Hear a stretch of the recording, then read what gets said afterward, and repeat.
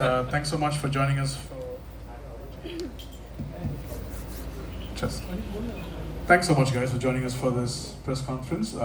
We have with us Graeme Smith, Commissioner, David Miller from the Paul Royals, and Mark Boucher, the South Africa SA legend. Request you to kindly keep your questions to the SA20 and South African cricket as informed previously. We have about 20 minutes with all three of them combined. Please raise your hand, introduce yourself, and ask your question. Yes. Yeah. Go ahead. Yeah, hi. This is here. Yeah. So this is G. Krishnan, and this is on South Africa cricket. So what can we expect from South Africa in the upcoming two Test series, with the series drawn in Pakistan recently, and how much will that help South Africa going into this Test series? Look, I think playing cricket is always important. So I think, the fact that a lot of the players with the A-team games and obviously that Test series have played a bit of cricket in the subcontinent, which is always, important. Your game needs to adapt, your thinking needs to adapt to be able to play here.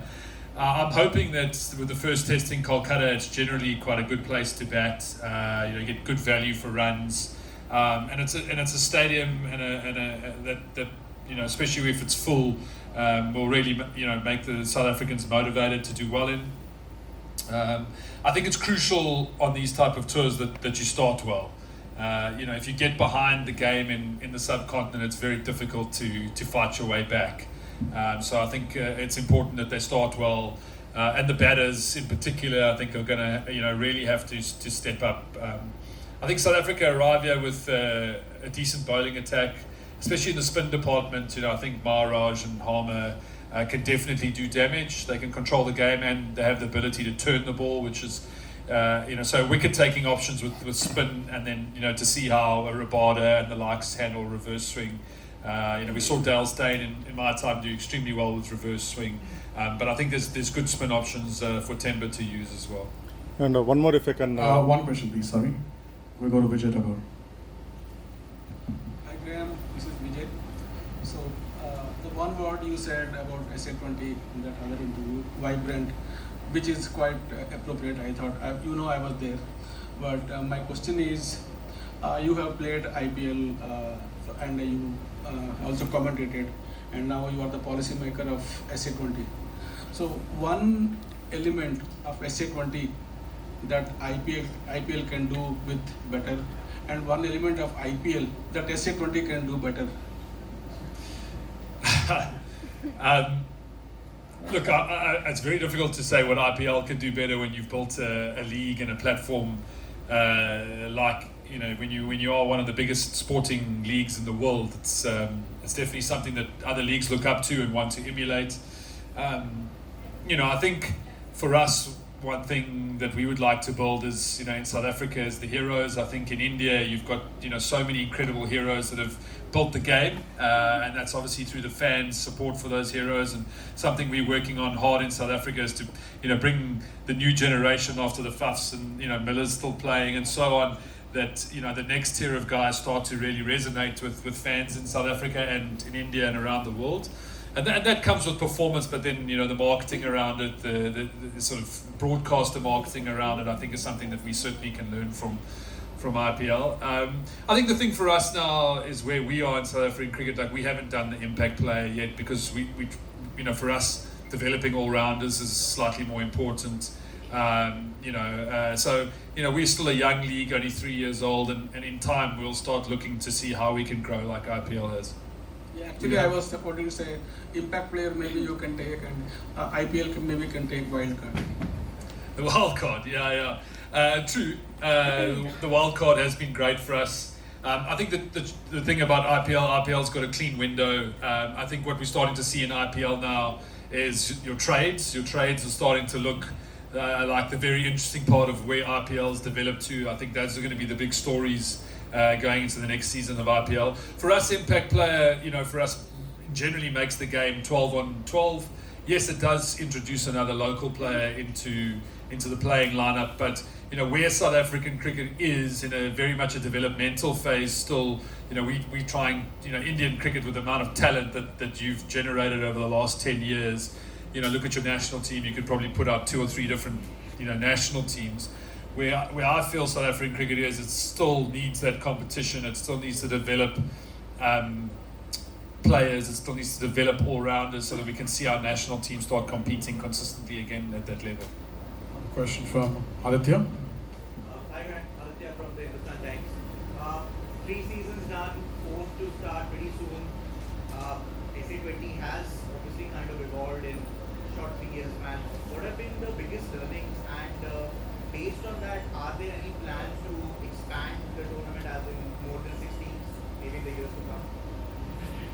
I think absolutely. I think for us, it's also where South African cricket is. I think with the 27 World Cup now, there's been big investment into stadium infrastructure, lights, the quality of pitches. So we've seen, that really being developed over this last 6 months into the year. I think in all the stadiums now, you'll see new lights this year in the run up to the 27 World Cup. They're looking at sort of improving pitches and so on, and investment into stadiums. Post season 5 is where we will look to grow. That is always been the case, that we will look at it post season 5.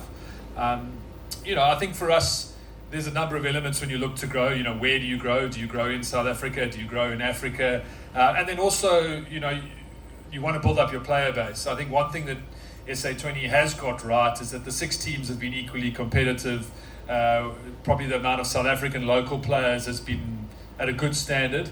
And if you introduce a new team or another team, then you've got to look at another 20 to 26 South African players, and you need to make sure that quality is there to be able to keep all 6, 7, 8 teams of a high standard. Graeme, you'll probably know the answer to this better than anyone else. Why is it that Faf doesn't seem to age at all? He seems to get younger by the day, and do you know the secret? If you can share with us. Also, one more thing, you spoke about Dale, but you didn't speak about Morgan. Is it because he's one of us now? Speak about who? Dale. Oh, Morne. You didn't speak about Morne. No, he's enemy now, and Morne is he's on the wrong side of the fence. But the Faf question, I don't know. But ever since I've been played with Faf, he's taken his image very seriously. In my day, we used to play with baggy shirts, and Faf changed that whole image to make it a lot tighter, so we all had to get a lot fitter. But no, I think Faf's always been at the forefront of fashion and youth. But David Miller's probably the best person to answer that question. I think he's got a lot more time now on his hands to actually spend on his hair, his face, his abs, and nah. Hi Graeme, this is Anjali from Punjab Kesari. So my question to you is, last season Pal Royals brought in Dinesh Karthik, a seasoned Indian player, and which was a rare move because usually Indian players don't feature in foreign leagues. So how did that signing come about, and do you see SA20 opening more doors for Indians? Look, I think firstly, let me say we would love to have more Indian players. I think whenever India play in South Africa, you can see the love for the Indian team. The talent is incredible. I think we will continue to work with the BCCI on these things, and I think if that ever changes with the 6 IPL franchises, I think we're perfectly suited to be able to attract Indian players. Those type of contracts with Dinesh signing with Paul Royals is always a direct deal between the franchise. And I think, obviously with retired players and, more retired players coming, it's a balance between attracting that retired Indian player but still keeping your league competitive. And our franchises really want to win, as you've experienced in IPL and in SA20. So they're always looking for the best players who can perform consistently. A couple of questions from me. Firstly, South Africa has been doing pretty well in women's cricket. Last 3 World Cups they've reached the finals. This time India beat them in the finals. So when do we see a women's SA20? And secondly, 26th December is traditionally the Boxing Day when the Boxing Day Test match happens, when the SA20 is beginning. So it's slightly sort of unfortunate that despite being the WTC champions, South Africa don't play a test on that day in the home calendar. Yeah, it's actually always been the case though in the cycle that Cricket South Africa never had international cricket in this window. The South African team is here until 20 December, and then SA20 is now taking place there, and then there's the World Cup here in India in February. So it was a very small window, and I don't think South African cricket ever had a tour lined up. Never mind being WTC champions. I think this goes back years in terms of the FTP cycle. In terms of the women's cricket, we've spent a lot of time and effort investing in grassroots with under-19 camps and schools programs. I think Cricket South Africa is working on a domestic program now. I think the challenge that South African cricket has is that our national women's team is very good, but the tier below needs to be developed. So we'll look at it probably from next season. Obviously, with women's IPL and national team schedules getting busier and busier, it's we'll probably look to start exhibition matches like IPL did. Hi, Graeme. Devarsit from PTA. In IPL, we have a mix of both experienced and young players in the sense that there is MS Dhoni and then there is a very young player in Vaibhav Suryavanshi. Similarly, if you look at SA20, we have obviously very experienced, and then there is Dre Pretorius. So, I mean, just wanted to take your thoughts on how these leagues are kind of balancing out the experienced as well as bringing on the young talent. And we have obviously had some word in the sense that how South Africa have, as a country, as a cricketing nation, picked up over the last few years from the place it was a few years back. How much has this league been able to tap onto that young talent, which is not exactly ready to play, but getting into the system, getting into cricket, learning the ways of cricket, and getting into the game altogether? I think it's very important. I think in the regulations, we've had this year we had the under 23s, we had the rookie contracts to start in the first 2 years. So the franchises have been very good at scouting and looking at attracting a younger player. Obviously, then those younger players being exposed to the quality of player on my right is crucial. And we've seen that the IPL has developed that really well over the years, and it's something that's important for us to develop. I think the one thing that SA20 as a league and IPL and SA20 in particular does offer is global platform for now 60. I mean, how many South African players in the league? 60, 70 South African players. Where in the past, as a fan of South African cricket, you would only ever see the players that played for South Africa. So now, with the global platform, youngsters and everyone else has a chance to perform well, and they're getting picked up at IPL. They're getting picked for their country. I think last year there were 17 or 18 South African players involved in the IPL, which is the most from a foreign representative. So these are things that is exciting, that the players are getting their platform, and then a Lawandra Pretorius or Mapaka as youngsters can then go on and get picked in other places. Hi, Vishal from Cricket Info. All of you have played a lot of cricket in India, so what kind of advice would you have for the young South Africa batters who are going to play the Test series? Especially because before you walked in, Faf, Graeme was saying that once you're behind the game a little bit in subcontinent conditions, it becomes very difficult to come back. It could play on your mind if wickets are falling quickly. I would ask Graeme that question because he scored a bit more runs than I did coming here to India. Look, it's a tough place to come and play cricket. I think Graeme touched on it earlier. I feel generally your best chance having success here is when you start the series well, and you, especially as a batting unit, get a bit of confidence that you've got runs under the belt, and you almost put the conditions a little bit out of your head. Then the rest of the series definitely would feel easier versus starting and you're under pressure and it's low score, and you lose the first test, ball spinning a bit more. Then it's that expectation that this is going to be a hard tour for the team. So, the guys have played really well in the subcontinent the last 12 or 14 months. When they've gone to Pakistan, they've played well. So I'm expecting the wickets to be very much suited for spinning conditions. But it seems like the guys have really worked hard on it. But it will very much, I think the first test will be a big stepping stone for us, whether we're going to do well or we're going to struggle. It's unfortunate that it's only 2 test matches. That's the downside of the new schedule these days. You almost feel like just when you start getting into a series, the series is over. I'm a fan of minimum 3 test matches, but that's something that's happening a lot more these days. Hi, Shayan from Sportster. My question is like to Faf and Graeme. Like you said earlier that it's been a long time. I mean, South Africa has struggled to win a Test series here. I mean, how much of an advantage is the fact that now you're a WTC champion, and that automatically helps pump that motivation and around Temba Bavuma with the leadership, the one who loves keep things simple and all that. So what do you think that how much of an advantage will that be that now they come with a tag of a WTC winner? It's confidence. Look, sport is everything to do is in your head basically. It's how confident you walk onto the field.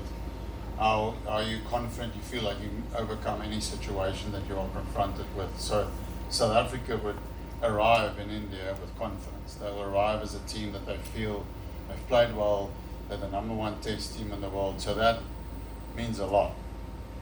But confidence also quickly goes when you play one Test match and you lose that confidence. Sports strange like that. One moment you feel like you're in such great form, and then a week later you feel like you're out of form. So it's great that we're coming here with it, but I would say that more importantly, how well we deal with that first Test match will be it will be very important for the series. Yeah. Hi, I'm Akshay from India Today. I have two questions. Mark, good evening. I just wanted to ask you about how much has wicket-keeping evolved over the years? As in, a couple of decades ago when we saw there were specialist wicket-keepers. Is there space for specialist wicket-keepers here? For instance, if you're a coach and you go to a school and see kids playing, will you pick a kid that is keeping well, or will you pick a good batter and ask him to keep, or him or her to keep? Because we are seeing the likes of K.S. Bharat and Ben Foakes losing out to better batters when it comes to wicket keeping. So how is that balance? Has that balance changed according to you? I think in Test cricket it still needs to be very much equal balance, because I mean in Test cricket you only get a certain couple of opportunities, and if you end up dropping or misstumping the top opposition batter and he gets 150, that can cost you and your team. So I think the more you go to the longer format, the more it's got to be more equal balance. I think the days of having a specialist keeper who can maybe bat at 8 or 9 are gone. Your keeper needs to be a guy who can bat in top 6, maybe 7 if you've got a really strong batting lineup. But then as soon as you start going towards a shorter format like your T20s, I think teams will always select a guy who can change the game with a bat and who can hold his own as a keeper, because there's less opportunities from a keeping perspective. So yeah, the game has definitely evolved. I think Adam Gilchrist and Kumar Sangakkara changed those roles for everyone. No, not really, but yeah, they changed the roles for keepers going forward. And as I said, Test cricket, I still like to have a guy who generally puts in as much effort with the gloves as with the bat. Has it overall affected the quality of wicket keeping, or? I think it has, yes.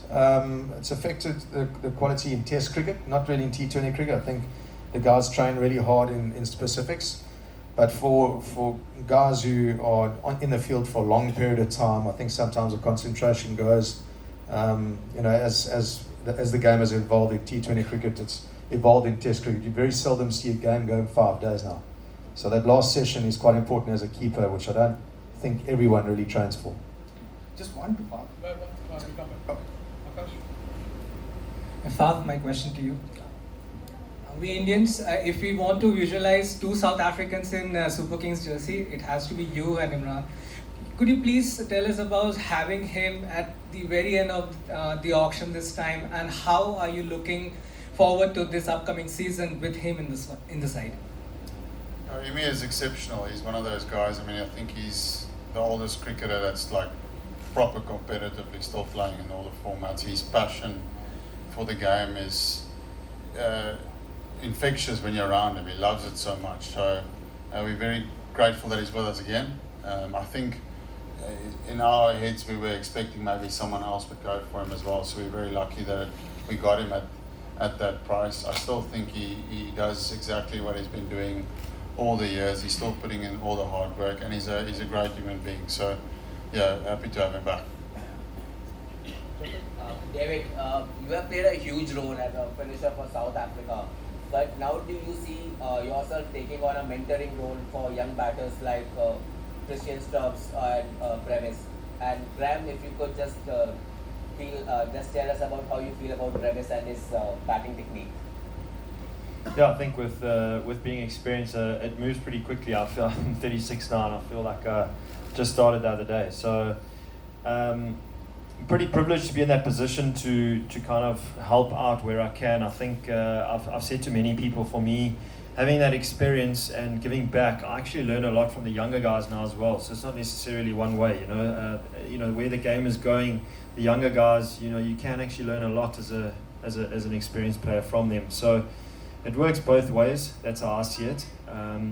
But definitely, it's about just it's a journey. I think it's a journey, and it's about just making sure, as a cricketer, you're ticking all the boxes that you need to, and you're constantly having an open mind and always wanting to learn. That's my biggest thing to the younger guys. So yeah. Yeah, look, I mean, for the fans, Brevis is super exciting, isn't he? He gives the ball a whack. He doesn't hold anything back. I think the key has been that he's understood his game a little bit better, and he's created some consistency in performance. I think, with David coming back from injury now, there's a real kind of, middle order strength to our white ball game. Seeing Quinny come back and start to get some runs now with Rickleton, and there's good competition for places. So it's exciting, I think, to see how the guys do in India over the next coming weeks, but then also for the World Cup in February, that there's also an ability to play spin in the middle overs. I think is, the ability to hit spin in that World Cup is going to be important. And there's enough there that I think players that can dominate spin in that middle order. Graeme, question from here, Rasesh from HD. Just on this upcoming series, are you particularly looking forward to the battle between Bumrah and mini battle between him and Kagiso Rabada, two fast bowlers in the top of their powers? Trevor Swing will play a role as well in the series. Yeah, I mean, I think it's never at the forefront of people's conversation when you're playing cricket in the subcontinent. And I think the South African team will definitely be preparing for how they're going to handle spin. But getting off to a solid start in your top three, having a top three that can lay a platform for you, there's nothing worse than if you go 2 or 3 down and then the spinners come on and you're against the game already. So countering Bumrah up front is going to be a big thing, and Rabada as well for India. They world-class bowlers with world-class test records. And this is a big challenge for KG. I think coming to the subcontinent, he's definitely the leader of the attack, and how he can set the tone, with that new ball is going to be important for Temba and the team.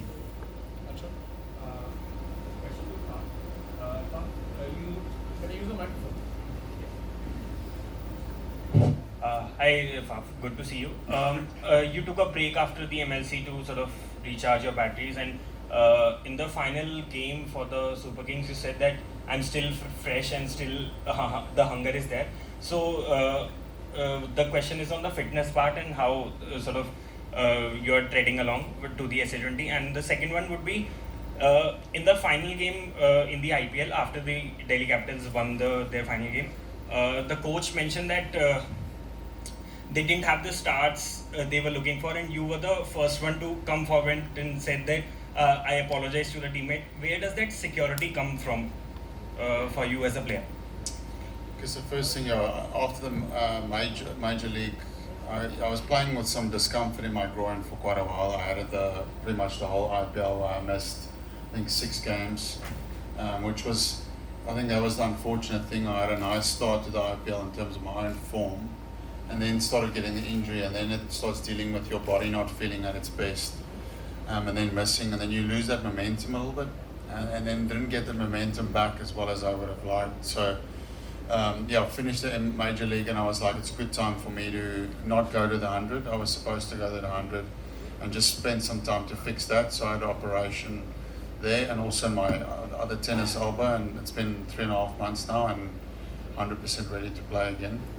In terms of this, I suppose similar answer to the IPL was dealing with that injury. So found that very frustrating, because it was the first time really in a long career where I was having to deal with an injury that was bothering me, keeping me off the field. I pride myself on someone that finishes competitions from an injury point of view. Start strong, finish strong with your body, so you try and make sure that it's always strong enough to handle as much as it gets thrown at it. So that was a frustrating process for me the last IPL not to be at my best physically, and that happens in sport. It's part of having a long career. Where does that security come from to admit that you didn't do it? Yeah, so no, it's just always been part of who I am as a person. Very humbled around and secure around saying where I get things wrong and where I can improve on stuff. So yeah, it was very easy for me to walk into the dressing room and say, from my side, apologize for not being the normal banker that I normally am at the top of the order.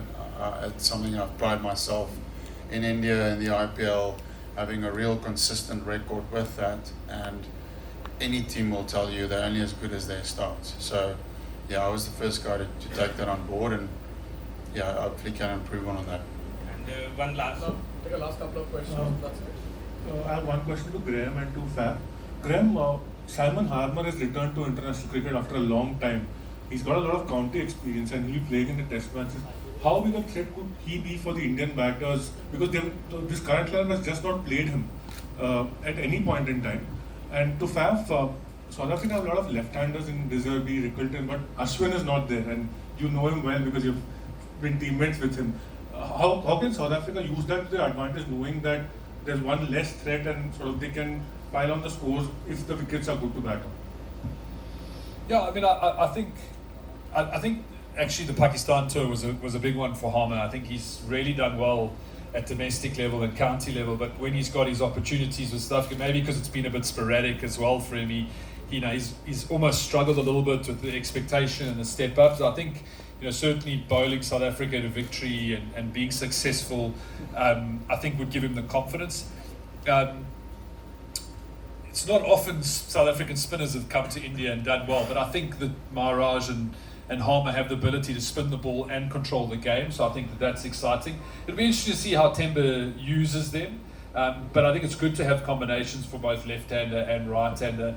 And again, these things, they've got to start well. You can come here and Indian batters take you on and smash you all over the park, and suddenly you feel like you've never bowled a ball in your life. So I think he's got to get himself into the game. If he can get himself into the game, then he certainly has the ability to win a test match. Yeah, Ashwin is an incredible bowler, and everyone that's played him in India would say to you he's a real handful, whether it's left-handers, right-handers, new ball, old ball, extremely good spinner in these conditions. But I think similar to any format where you play against India, there's always someone waiting in the wings that is almost just as good.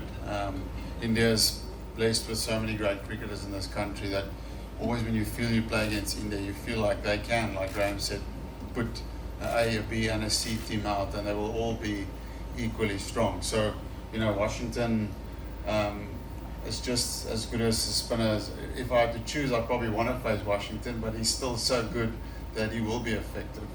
And the fact that there's so many quality left-arm spinners, if there's rough to a left-hander, left-arm spinner, Aksar, Jadu, those guys, when there's a bit of rough, it's not fun. Just a couple of questions on my side, Graeme. In terms of the SA20, what do you think are the reasons that the league has found such instant fandom in India? I mean, with 3 seasons over, going into season 4, there's a lot of anticipation built up in this part of the world. What do you think have been some of the reasons that has caught the eye of the fan for the SA20 in India? Yeah, look, I think obviously the affiliation with the IPL franchises is a start. I mean, there's already a very strong Indian fan base for the 6 teams. And then I think, Indian fans, as I said earlier, have always had a great relationship with South African cricket. There's always been I think probably if you ask most Indian fans, they would say South Africa's their second team. Well, definitely when we're playing against Australia or England. But, and then obviously, being backed by Geo, being pushed in the product, being able to access, so many more eyeballs does help. You need to have a partner on the ground that can help you build your brand, and GeoStar now have really supported us extremely well in that phase.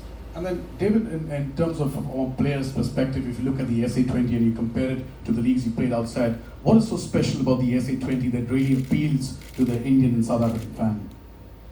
I mean, it's a hard question because all the leagues are very unique in their own way. But for me, being a South African, playing one of the leagues, SA20 at home is, it's the best thing ever.